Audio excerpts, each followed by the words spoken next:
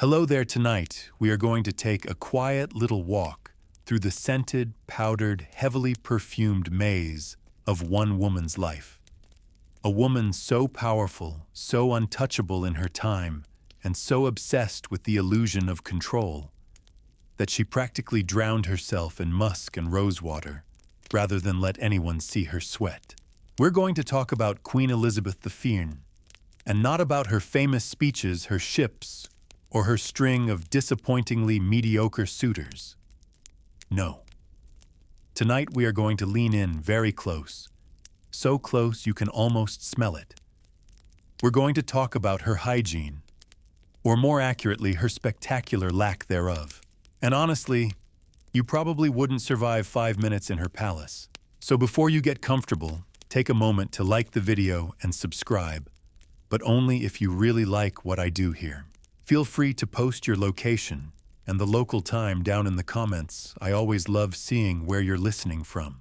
Now turn off the lights, maybe turn on the fan for some soothing noise, and let's get started tonight. Elizabeth didn't just wear perfume, she armed herself with it.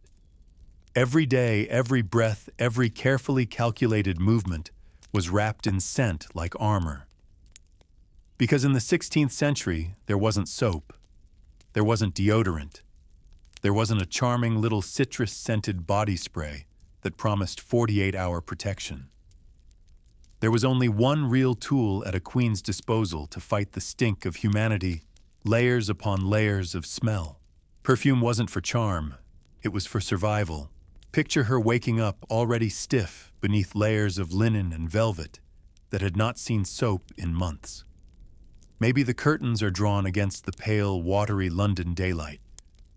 Maybe there's a faint sourness in the air, candle smoke sweat baked into tapestries, the ghost of last night's boiled meat clinging to the stone walls. Her attendants would gather. No rushing, no loud voices. Everything careful, practiced. First the oils, thick and sticky, dabbed behind her ears, along her wrists, anywhere the pulse might betray warmth beneath the painted skin. Then sachets stitched into the sleeves of her gowns, tiny bundles of clove, cinnamon, lavender, and rosemary pressed between silk and sweat. Finally, the grand finale, a cloud of crushed resins and expensive musks, the kind of scent so dense it might outlast the very walls of Whitehall itself. Historians still debate whether she genuinely believed this would protect her from disease, or whether she simply understood it as a necessary part of maintaining the myth of monarchy. Probably both. The result was something unmistakable. Elizabeth didn't enter a room so much as announce herself through the air. You could smell her before you saw her. You could trace her movements down corridors lined with velvet by the trail of scent left lingering in the air. It was said ambassadors sometimes needed to pause and collect themselves before stepping into her orbit, like walking into a wall of fragrant smoke. And here's your odd little fact. Of the night, her gloves were often so heavily soaked in oils and infused with powders that they outlasted their stitching. You could still catch a whiff of Elizabeth long after the leather had cracked and the seams had given way. But don't mistake this for decadence. This wasn't about indulgence. This was about control, about power, about crafting an image so strong that even her smell declared her invincible. Elizabeth understood something fundamental about people, something that feels painfully familiar even today. If you can control how someone perceives you, you can control how they treat you. And smell, oh smell, was perception. If you smelled rich, clean, expensive, untouchable, you probably were. And so while her body underneath the lace and silk aged, ached, and rotted quietly, her perfume whispered a different story. A story of a queen untouched by the messy, sweaty realities of the world outside her gilded chambers. There's a certain poetry to it, isn't there? Beneath the white lead and saffron oil, beneath the ruffs and pearl-trimmed bodices, beneath the gloves stitched by trembling hands, there was still a woman, still flesh, still fear, still hunger and weakness and loneliness. But none of it mattered. Not so long as the scent held. Perfume didn't just cover her skin, it shielded her from the world. And in return, the world believed the lie, because no one wanted to think about their sovereign smelling like the rest of them, like meat and sweat and wool and breath gone sour in the heat of the day. They wanted to believe in the myth, the Virgin Queen, the monarch eternal, the woman who never grew tired, never grew old, never once let the stink of mortality touch her spotless white gloves. So yes, perfume was armor, and Elizabeth I, she wore it like a queen going to war. If you've ever walked into an old building on a warm day, you might understand the feeling already. That heavy, tired scent of fabric and stone breath and bodies, the echoes of centuries baked into the walls. Now multiply that by 1,000 silk skirts, by wigs powdered with starch and musk, by meat, fat candles burning day and night, and you'll start to get a faint idea of what Whitehall Palace smelled like in the time of Elizabeth I. It wasn't just unpleasant, it was inescapable. From the outside, Whitehall shimmered with power. Grand stone facades, windows stretched impossibly high banners catching the wind with a flourish. Inside was a very different story. It wasn't just the absence of plumbing, though there was that. It wasn't just the constant press of people, though there was that too. It was the weight of centuries of unwashed fabric of human bodies crowded together under layers of wool and velvet, of food served and rotted and cleared and served again. There's no delicate way to say it, the place stank. And it wasn't a secret. Foreign ambassadors wrote about it in cautious, roundabout terms. An atmosphere of weighty presence, one said. A certain vigor to the air, said another, which you can take to mean, good Lord, open a window. Not that opening a window would have helped much. The Thames flowed past, brown and slow, thick with refuse. You didn't open a window for fresh air in London. You opened it if you wanted to catch the tang of dead fish and latrine pits on the breeze.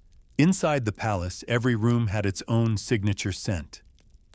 The kitchens were a greasy fog of meat smoke and spilled ale. The chapel hovered somewhere between incense and mildew.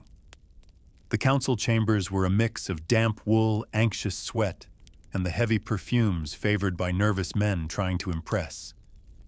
And the Queen's apartments, that was a cloud unto itself. Musk, civet, ambergris, rosewater, cloves, lavender, and beneath it all something human, something unavoidable. Historians still debate whether Elizabeth herself noticed, whether she became nose-blind to it all, or whether she simply accepted it as part of her reign, one more trial to endure in silence beneath her powdered mask. Imagine her walking those halls' skirts, sweeping across rushes strewn with rosemary and mint in a futile attempt to sweeten the air. Behind her, maids in trailing gowns carrying pomanders, little orbs packed with resin and herbs swinging like censers in a chapel. Ahead of her, courtiers sniffing sleeves perfumed with orange peel, pretending not to breathe too deeply, because scent wasn't just comfort, it was status. If you smelled of cloves and rosewater, you belonged. If you smelled of damp wool and yesterday's onion broth, you did not. Simple as that. But no matter how much perfume they wore, how many herbs they crushed beneath their feet, there was no escaping the truth beneath the surface. The palace itself was alive with smells. The rush mats couldn't hide it. The candles couldn't burn through it. The tapestries couldn't absorb it fast enough. Sweat soaked into brocade. Grease settled into velvet. Hair caught the smoke of tallow and roast goose and gave it back in warm whispers against pale necks. Clothes weren't washed. They were brushed. A stiff brush, a strong arm, a hopeful shake out the window. Then back onto the body day after day, gathering more scent, more history, more breath.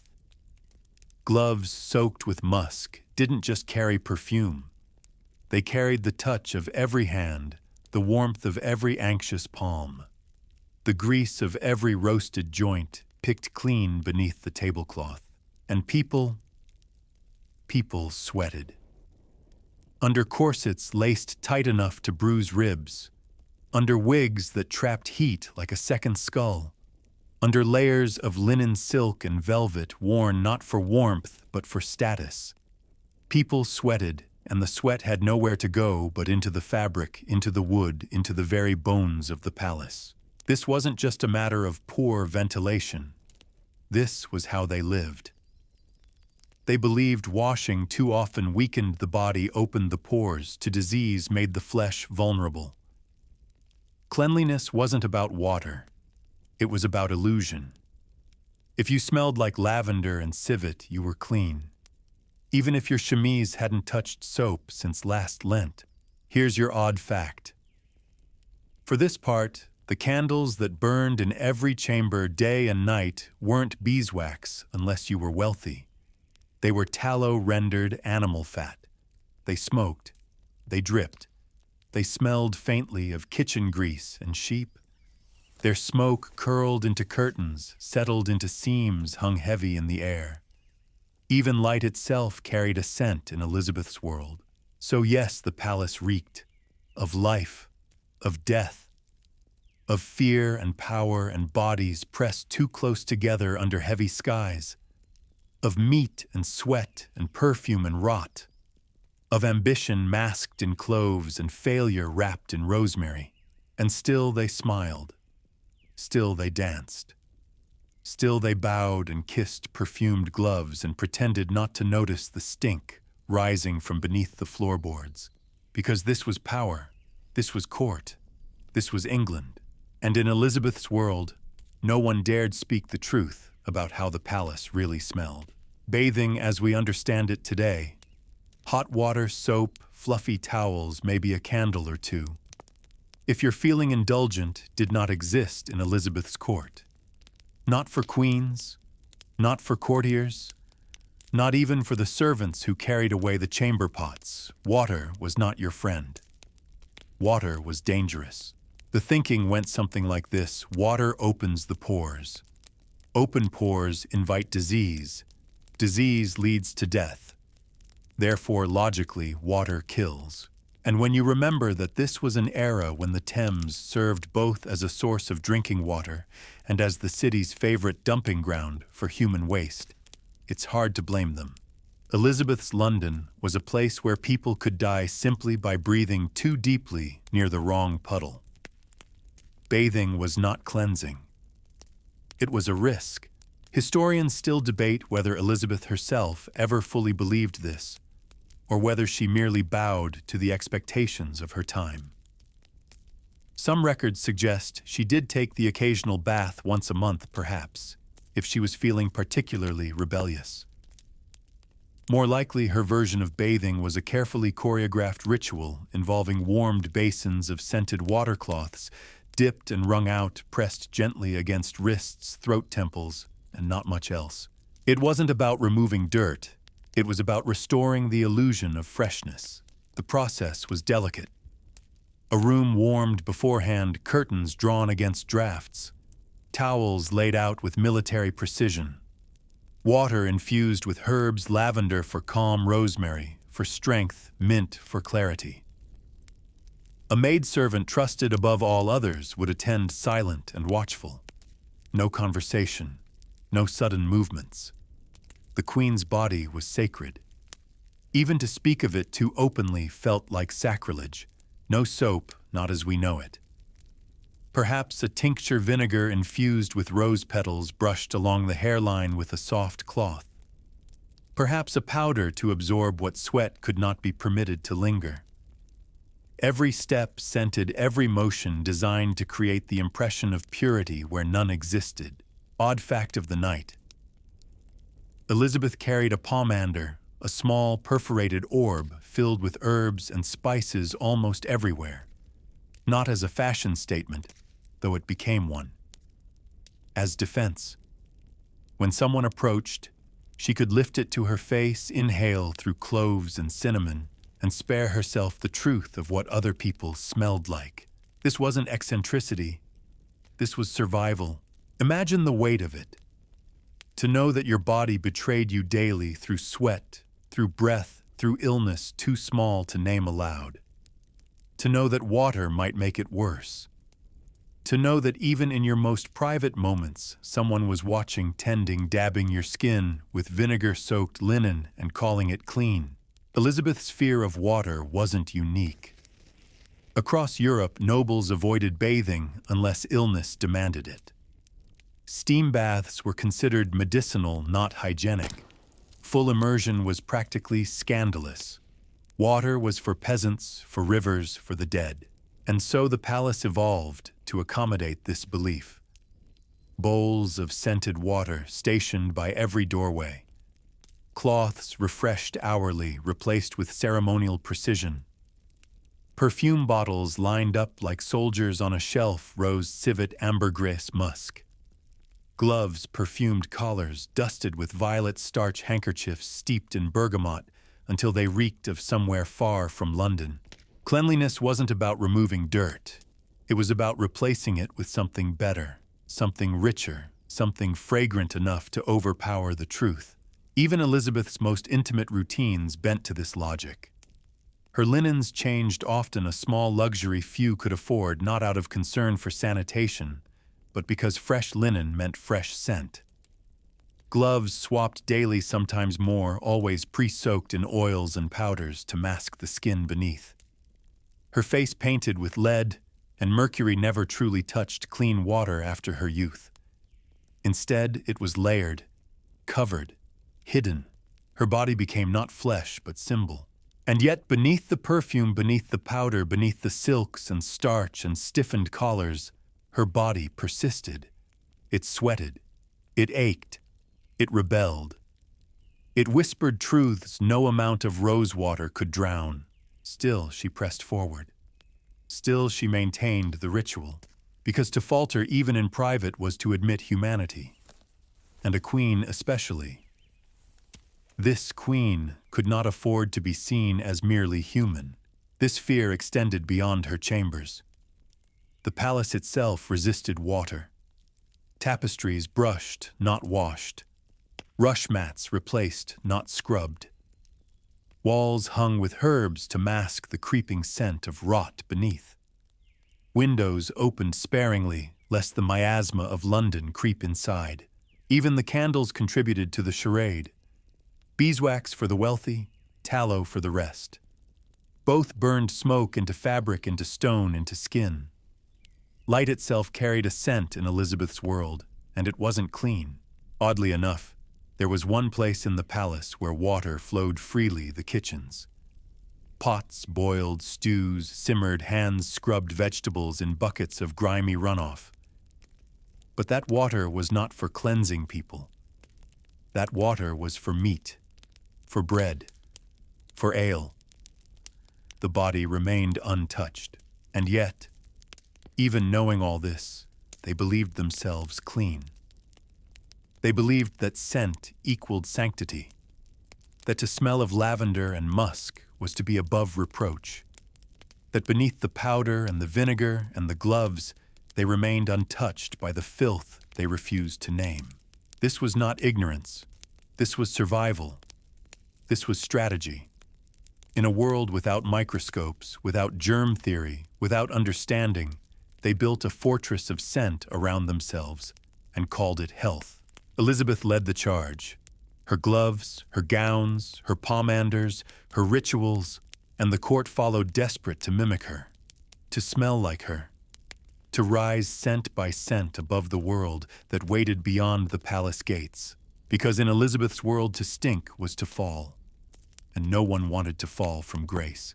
There's something almost touching in how hard they tried. Every morning in the Queen's wardrobe rooms began with a ritual that had nothing to do with bathing and everything to do with maintaining an illusion. Imagine the scene: a cluster of servants working in silence, fingers moving expertly over fabric worth more than their own lives, brushing, shaking, turning garments inside out. No soap, No water, no suds, only stiff bristle brushes, the occasional cloth dampened with vinegar, and handfuls of dried herbs tucked into folds and seams. Elizabeth's gowns were magnificent, yes. Portraits immortalized them as shimmering towers of silk and brocade, stiff with embroidery, heavy with pearls and gold thread. But if you could have stepped too close for courtly manners, you'd have noticed something else. Beneath the roses and lilies painted on canvas, beneath the crisp white lace beneath the surface, her clothes carried stories. Stories of sweat, of long hours under candlelight, of tension sitting heavy on the shoulders through councils and ceremonies, of bodies that would not be washed. Historians still debate how often Elizabeth's gowns were rotated, whether some were set aside for seasons, others for particular occasions. What they agree on is those gowns were not cleaned. They were preserved, because washing fabric in the 16th century wasn't just impractical, it was catastrophic. Water warped silk, soap stripped color, heat destroyed shape. A single mistake could ruin months of a seamstress's labor. Better to brush, better to perfume, better to hide. Odd fact for tonight, some of Elizabeth's gowns were lined not only with herbs, but with dried orange peel stitched directly into the seams. Not for luck, for scent. Little pouches of clove and cinnamon nestled where no eye would see, waging their quiet battle against time, against bodies, against the creeping inevitability of decay. Her wardrobe staff knew the weight of their task. They weren't maintaining clothing. They were maintaining a queen's legend. Think of how many layers went into a single day's attire. The linen shift closest to the skin. The stays or corset stiffened with whalebone pulled tight to force posture into something regal. Petticoats sometimes 2 or 3 thick enough to shape the skirts, heavy enough to sweat through by noon. Then the outer gown with its embroidered panels, its velvet sleeves, its padded rolls at hip and shoulder. And over that, perhaps a partlet, a cape, a collar wide as a table. None of it touched water. None of it touched soap. Instead, it touched skin. It touched sweat. It touched the air of rooms hung with incense and smoke. It absorbed everything: the heat of a summer banquet, the chill of a winter procession, the quiet panic of a council meeting stretching into its 4th hour. And then it was brushed, and brushed again, and hung in a wardrobe sweetened with lavender and rue, and worn again. Clean wasn't the goal. Presentable was. Elizabeth understood the performance. She played her part flawlessly. She stepped into her brushed gowns, pulled on her perfumed gloves, lifted her chin over her ruff, and let the world see only what she allowed them to see. From across the room she gleamed, up close. Well, no one got that close. Not without permission. Not without consequence. Imagine the weight of those gowns by day's end. Imagine the relief of being alone, of letting servants unlace, unhook, unfasten, peel away each layer. Imagine the scent that rose from beneath, not roses, not lavender, but the truth of bodies wrapped too long in fabric not meant to breathe. Even in privacy, Elizabeth didn't relax. The gowns were hung brushed. The gloves were replaced. The linens swapped out. Always the same silent dance designed not for comfort, but for control, because she knew the stakes. Knew that a stain on a sleeve could ripple into gossip. Knew that a tear in a hem might suggest weakness. Knew that every inch of her was watched, weighed, recorded in letters sent across Europe. Her image wasn't just about power, it was about survival. And so the garments became part of the fortress. They carried history in their seams. They carried silence. They carried secrets. Odd corners of the palace whispered with the weight of them. Wardrobes heavy with cloth that hadn't touched water in years. Rooms scented not with cleanliness, but with endurance, camphor, orris, root, sandalwood vinegar. The smell of not quite clean, the smell of not yet decayed. Elizabeth's clothes didn't just dress her.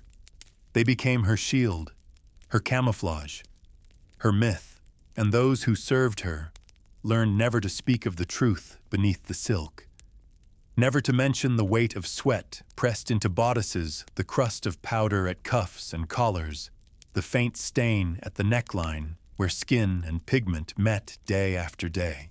Cleanliness was not the point. Illusion was. They brushed, they perfumed, they powdered, and the queen remained untouched. At least that's what the world believed. Beneath all the silk and lace, beneath the jewels and gloves and powdered wigs, there was still a face. A human face. One that aged, that ached, that bore the consequences of choices made long ago in the pursuit of something greater than comfort. Elizabeth's face was a battlefield, and every morning began with a battle cry whispered not in words, but in layers. Make no mistake, her famous white skin was no accident of birth. It was labor. It was poison. It was a daily negotiation with lead, vinegar, and vanity. Venetian ceruse, they called it, a concoction of white lead and vinegar so corrosive it could eat through fabric if left too long. On skin, well. It did what it needed to do. It erased. It blanketed. It told a lie so convincingly that people forgot to question it. Historians still debate whether Elizabeth fully understood the cost. Did she know the sores, the rashes, the phantom aches were the Leeds doing?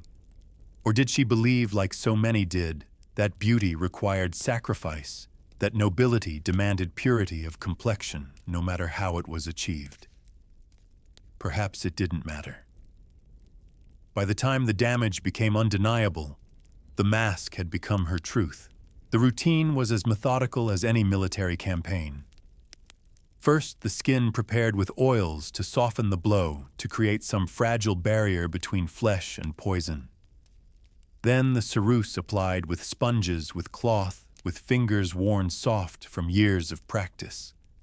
Layer upon layer until no blood remained in the cheeks, no warmth upon the brow. White, pure, unliving, and then came the shimmer. Ground pearls dusted lightly to catch the candlelight, to give the illusion of health where none remained.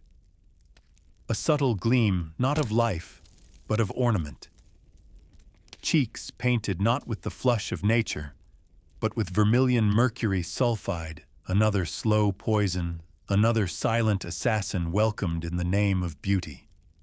A dab on the lips, a touch to the cheeks. Just enough to suggest breath beneath the porcelain. Odd fact of the night. Elizabeth's red wigs, so iconic in portraits, were not purely vanity. They were armor against the truth of thinning hair of gray roots creeping in beneath the crown.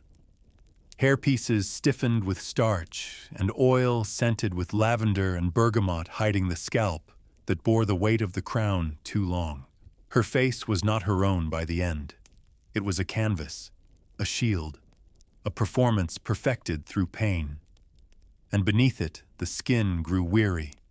It blistered, it cracked, it wept beneath the layers, and each morning the maids painted over it anew, turning rawness into radiance, sickness into sovereignty.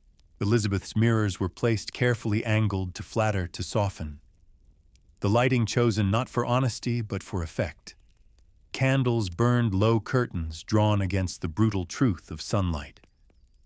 Reflection became ritual. The woman became the myth she had created, and in the process forgot where one ended and the other began. Historians whisper of ambassadors who noted in private letters home how the queen's appearance seemed to melt by evening, how the layers of paint slipped and cracked, revealing glimpses of the woman beneath. How close conversation revealed breath not of roses, but of decay, sweetened with cloves and wine. Yet none dared speak it aloud. Not if they valued their station, not if they hoped to leave court with their heads unbowed. Because Elizabeth understood something elemental about power. It wasn't truth that held it fast. It was perception. It was control. It was the ability to dictate what others saw and smelled and believed. Her face was not just painted for beauty. It was painted for survival. Imagine her sitting for portraits, instructing artists to smooth the skin, to sharpen the gaze, to capture not the woman, but the monarch. Paint me as I must be seen, not as I am. The portraits grew more elaborate, more symbolic. The Armada portrait, with its hand upon the globe, its ships triumphant in the background. The rainbow portrait, with its eyes and ears stitched into fabric, its serpent coiled in deception. None of them true. All of them necessary.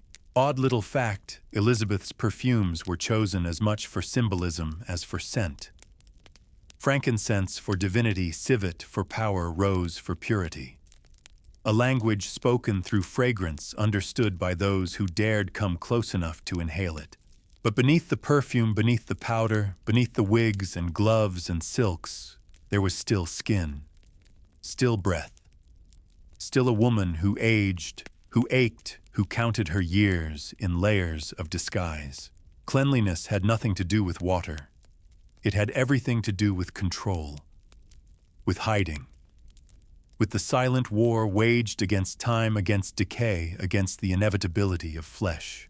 Elizabeth fought it with every weapon at her disposal. Lead, mercury, powder, perfume, and in the end, she won. Not because her skin remained untouched, but because her legend did. We remember the white face, the red hair, the ruff like a halo. We forget the sores, the breath, the pain, because she made us forget, because she made herself unforgettable. There was always a glove between her and the world. Always something perfumed, softened with oil, stitched with silk thread, and padded just enough to blur the contours of the hand beneath. Elizabeth did not offer her bare skin to courtiers. She did not press unguarded fingers to lips or cheeks or letters. Even affection, especially affection, passed through layers. In portraits, you see them gloves of pale leather gloves, of embroidered velvet gloves, perfumed with lavender cloves, sometimes civet. They weren't just fashion. They were barriers. They were armor in miniature. Historians still debate whether this habit began from vanity, from health concerns, or from something deeper, a refusal to give the world even a sliver of her vulnerability. To touch is to admit humanity. To admit humanity is to risk weakness. Elizabeth couldn't afford weakness. Not as a woman, not as a monarch, not as the Virgin Queen, so she wore gloves, always. Her courtiers followed, of course. They mimicked her in scent, in gesture, in caution. To kiss the Queen's hand was to kiss leather steeped in rosewater and musk, a token of affection wrapped safely in layers. No risk of sweat, of pulse, of skin yielding beneath another's lips. Just the scent of civet and cloves, the feel of stitched seams beneath the mouth, and the unspoken reminder. You do not touch the monarch. Not really. Not ever. Imagine the rituals surrounding those gloves. Clean gloves presented fresh each morning. Old gloves aired out near sachets of dried herbs. Gloves massaged with scented balm to soften the leather, to preserve the illusion of suppleness, even as the material grew stiff beneath layers of oil and powder. Servants tending to them as reverently as priests to relics. Not because they were precious, though they were, but because they were part of the image, part of the performance, part of the armor. Odd fact of the night, Elizabeth's gloves were often so heavily perfumed that some ambassadors reported headaches and nausea after particularly long audiences. Still, no one complained. To complain was to insult the Queen herself. Better to faint quietly than to offend. And beneath the gloves, beneath the scent, the skin aged, the veins rose, the knuckles swelled, the nails grew brittle.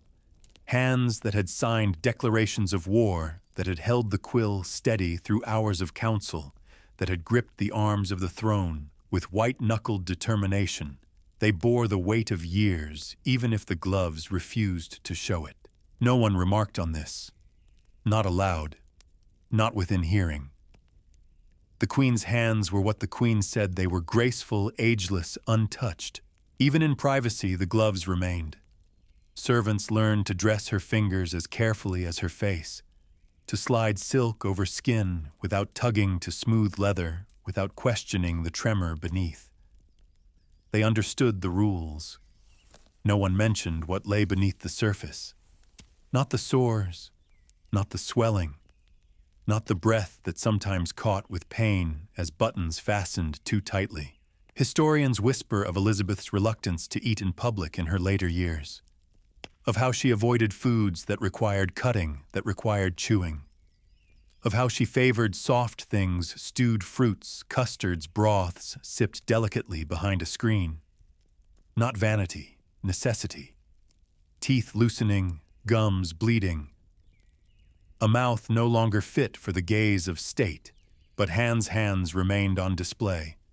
Gloved, perfumed, presented as symbols, not limbs. Her courtiers took the hint. They perfumed their gloves. They perfected the art of holding them just so, of gesturing with fingertips barely exposed. They turned cleanliness into theater hygiene, into performance. A world where no one touched, no one sweated, no one smelled except in carefully curated ways. The gloves were more than barriers. They were shields against reality, against mortality, against the creeping fear that somewhere beneath the lace and leather and lavender, the flesh betrayed them all. And yet, beneath the gloves, beneath the powder, beneath the wigs and silks, Elizabeth's body endured. It ached. It stiffened. It resisted the touch of others, not from arrogance, but from necessity. The world saw perfection. The world smelled roses and musk. The world believed. She made sure of it. Odd little fact. Some whispered that Elizabeth slept in gloves lined with herbs and wax meant to soften the skin overnight, to preserve the illusion a little longer. Whether true or not, it fits the pattern. The body tended. The myth maintained. Because in her world, touch was dangerous. Skin was treasonous. And gloves were safety. Through them, she held her court at bay. Through them, she maintained distance. Through them, she controlled the narrative. No one touched the Queen. Not really. Not ever. And that was exactly how she wanted it. In the softest, most secret corners of Whitehall, behind curtains heavy enough to drown whispers and doors, thick enough to muffle breath, Elizabeth's body waged wars that had nothing to do with Spain or Scotland. Beneath the layers of silk and pearl, beneath the powder and perfume, beneath the lace gloves and velvet gowns, the Queen suffered. Quietly. Always quietly. The teeth went first. Rot crept in slow and silent, blackening enamel, loosening roots. Sweetmeats, candied violets, marzipan luxuries of court life turned against her from within.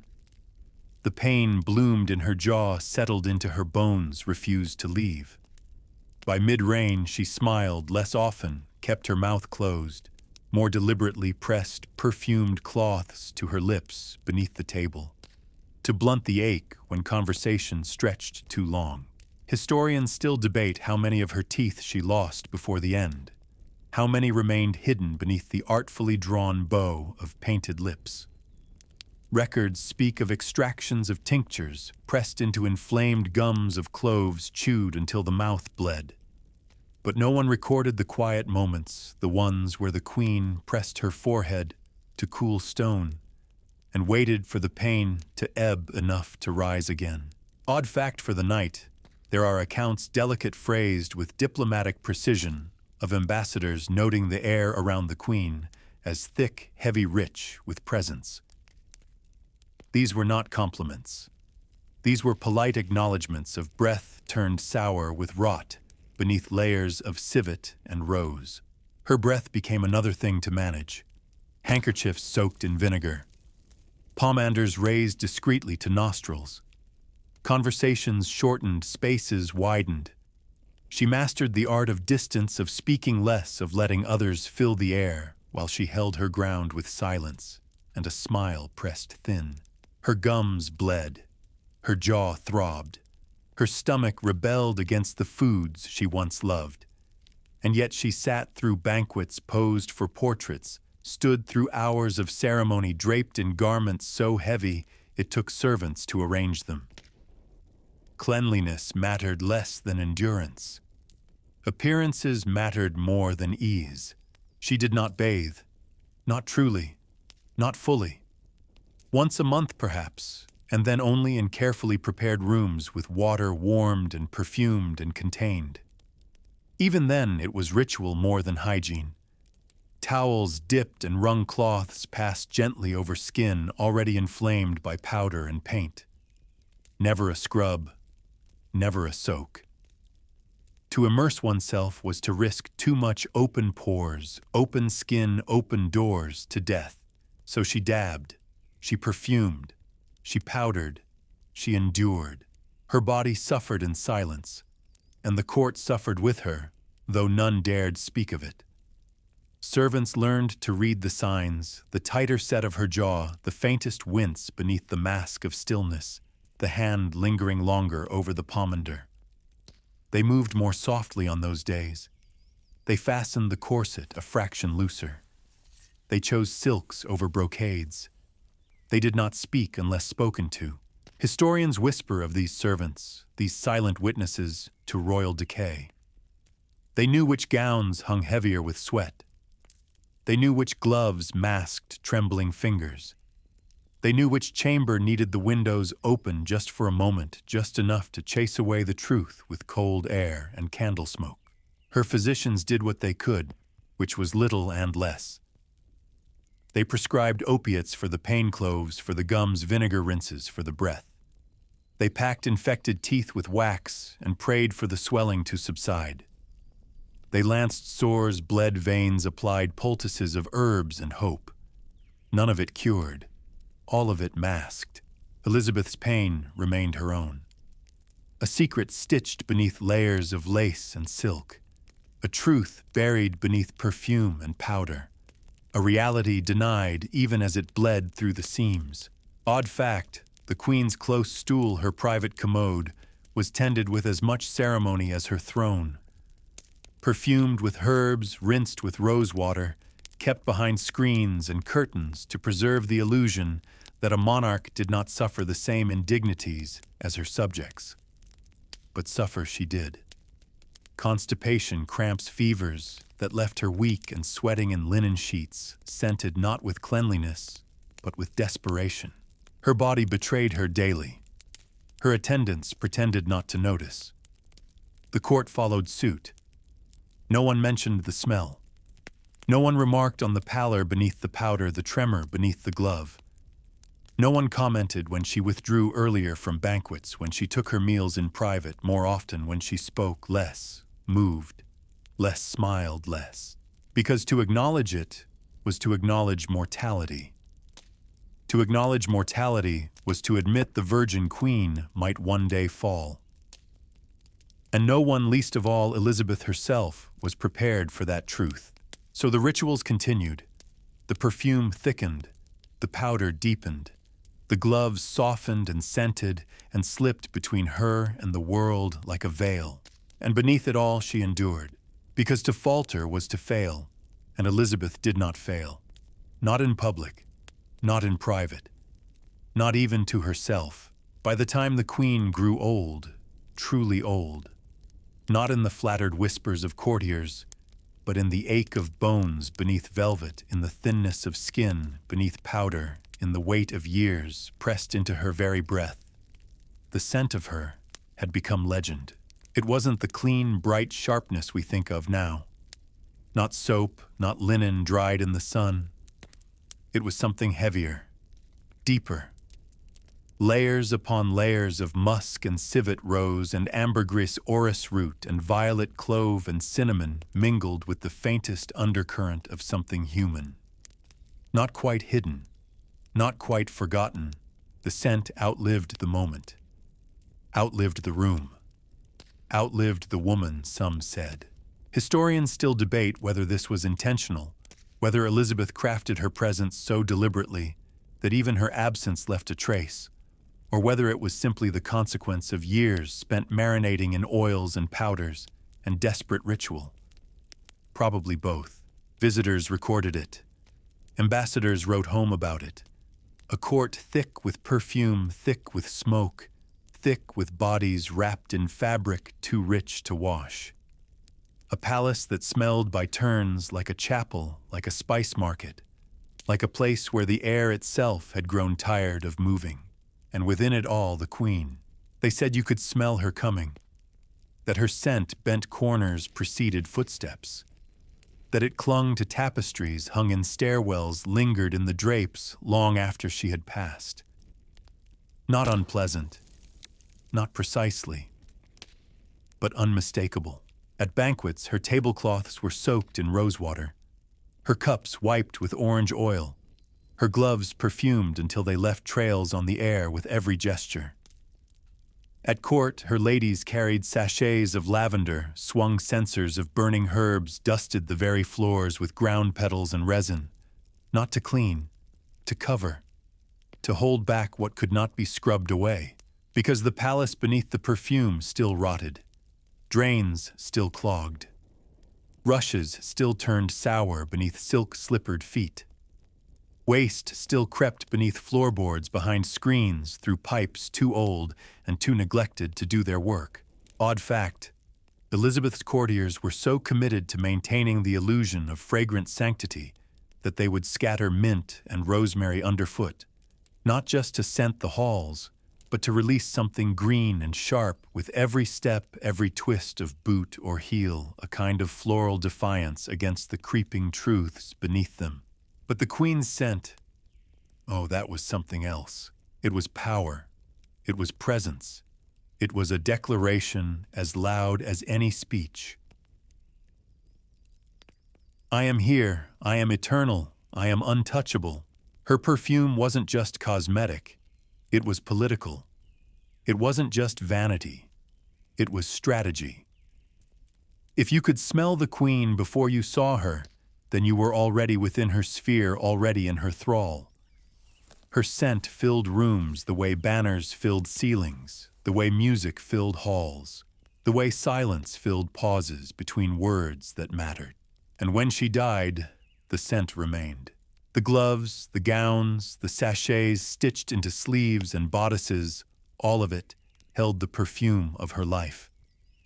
Rose and musk, lavender and civet ambergris and sweat beneath powder thick as plaster. They packed her away in silence, those same gowns and gloves and veils she had worn to wage her private wars against time. They closed doors on rooms heavy with it-turned keys and locks that clicked shut on decades of scent clinging to velvet and stone, and the world moved on, but slowly. Because a scent lingers in memory longer than a face, longer than a word, longer than power. Even now, centuries later, we speak of it. Not of soap, not of cleanliness, but of perfume. Of cloves and roses and something darker beneath. Of gloves that kissed no flesh of gowns, that touched no water of a queen who carried her legend not only on her crown, but in the very air she moved through. Cleanliness was never her goal. Control was. Illusion was. Immortality was. And in that she succeeded. Because the Virgin Queen may be long buried. But somewhere beneath layers of history and myth, the scent of her lingers still.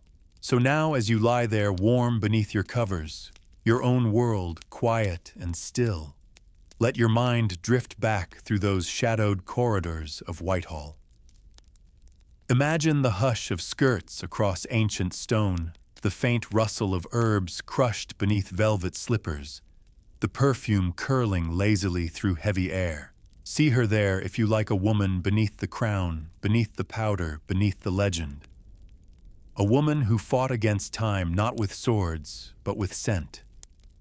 A woman who learned long before us how power clings not just to words, but to whispers, not just to faces, but to fragrance. Close your eyes now. Let the weight of that world fade. Let the candles gutter low, let the perfume burn away, let the echoes fall silent. You are safe here. Clean sheets, soft air. No gloves between you and the night. Just rest now. The queen sleeps, and so may you.